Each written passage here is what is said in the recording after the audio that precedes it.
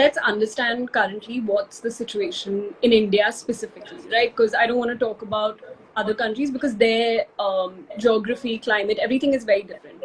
So in India, as per today, every 1 in 5 women have PCOS.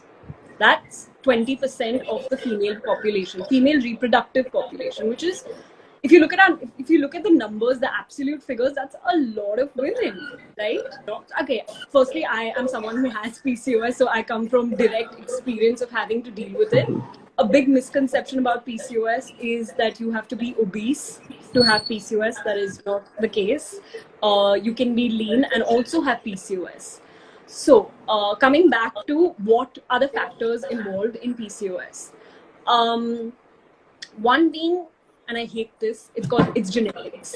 So whenever anyone tells me, okay, yeah, genetics, you're just like, okay, but like, I can't blame my genes, right? Give me a solution.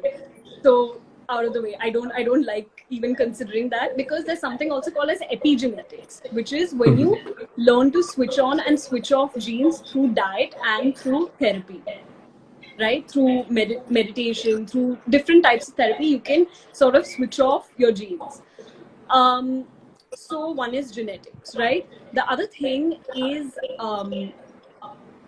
your lifestyle consume. So in India specifically, we imagine your Indian plate, okay? So you consume your rice or your roti in the center of the plate, right? So that's about 60% of that covers your plate. The rest is maybe your vegetables. Few of us that do consume vegetables, maybe about 10%. And the remaining is either your chicken or your dal, which is around 20%.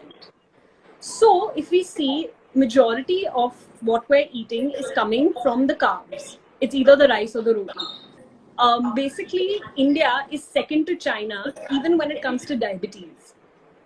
Right? Diabetes, PCOS is a precursor to diabetes. So PCOS is the condition that we only see in women, of course, but also, but diabetes is something that happens because of insulin resistance, which is also a result of this excessive carb eating habit that we have as Indians. So one thing is our meal structure. If you look at Western countries or healthier nations like say Japan or maybe other nations also, you'll always find the protein component as the bulk of the plate. Second thing is our lifestyle. So we Indians tend to have a very sedentary lifestyle. So even as we're growing up as children, you know, there's a lot more focus for both boys and girls on academics to perform well in school. The emphasis on taking up a sport, extracurriculars, playing baseball, cricket, or whatever it is that we see Western countries playing, we don't have that as much.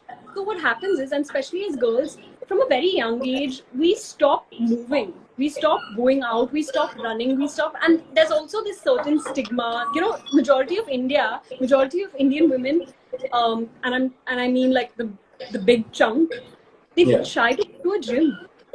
And I've literally seen this happen because they don't want to wear sneakers.